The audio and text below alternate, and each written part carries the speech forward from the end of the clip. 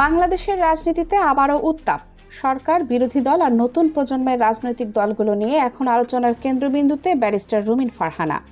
শুক্রবার 31 অক্টোবর বিকেল থেকে রাত পর্যন্ত ব্রাহ্মণবাড়িয়ার সরাইল উপজেলার জয়ধরকান্দি ও তেলিকান্দি এলাকায় একাধিক জনসভায় বক্তব্য দেন বিএনপির আন্তর্জাতিক বিষয়ক সহ সম্পাদক এবং ব্রাহ্মণবাড়িয়া 2 আসনের মনোনয়ন প্রত্যাশী ব্যারিস্টার রুমিন ফারহানা। জামায়াতে ইসলামী ও জাতীয় নাগরিক পার্টি এনসিপির সমালোচনা করে তিনি বলেন, এই দুই দল আসলে নির্বাচন চায় না, তারা চায় বর্তমান সরকারই থাকুক, কারণ তারা সরকারের সঙ্গে থেকে সুবিধা নিতে চায়।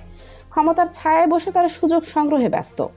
রুমিন ফারহানার কণ্ঠে ছিল সতর্কতা ও ক্ষোভের মিশ্র সুর। তিনি বলেন, নির্বাচন নিয়ে এখন নানা ষড়যন্ত্র চলছে, ফেব্রুয়ারিতে যেন ভোট না হয় সেই চেষ্টা চলছে। বিএনপি ছাড়া অন্য অনেক দলই চায় নির্বাচন পিছিয়ে যাক, কারণ এতে তাদের লাভ আছে, কিন্তু বিএনপি কোনো ষড়যন্ত্রে পা দেবে না। আমরা স্পষ্ট জানিয়ে দিচ্ছি, ফেব্রুয়ারিতেই নির্বাচন হতে হবে, নইলে আমরা তা মানব না। ভিড় জমেছিল সরাইলের মাঠে মাঠে। তার বক্তব্যে সাড়া দেন স্থানীয় নেতাকর্মীরাও।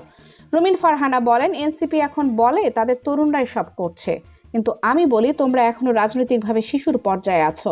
তোমাদের বয়স যত, আমাদের নেতাকর্মীরা তত বছর জেল খেটেছে। তোমরা এগিয়ে যাও, কিন্তু মনে রেখো, বাবার চেয়ে বড় হওয়া সহজ না। তিনি আরও আহ্বান জানান নেতাকর্মীদের প্রতি, আপনারা এমন আচরণ করবেন না যেন মানুষ কষ্ট পায়। মানুষের হৃদয়ে জায়গা তৈরি করুন।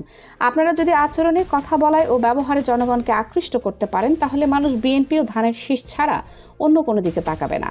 রাজনৈতিক বিশ্লেষকরা বলছেন, এই বক্তব্য শুধু জামায়াত ও এনসিপির বিরুদ্ধেই নয়, বরং তরুণ প্রজন্মের রাজনীতিতে নতুন ধারার উত্থানের প্রতিও এক ধরনের চ্যালেঞ্জ ছুড়ে দিয়েছে বিএনপির এই নেত্রী।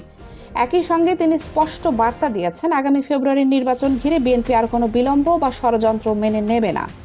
সরাইলের মাটিতে তাই এখন একটাই স্লোগান, ফেব্রুয়ারিতে ভোট চাই, ষড়যন্ত্র নয়। শেষ পর্যন্ত ব্যারিস্টার রুমিন ফারহানার কণ্ঠে যে দৃঢ়তা শোনা গেছে, তা যেন বিএনপির নতুন লড়াইয়ের পূর্বাভাসই দিচ্ছে। জনগণ এখন তাকিয়ে আছে ফেব্রুয়ারির সেই নির্বাচনী ময়দানের দিকে। Kaniz Fatema Soma, desk news 0 TV.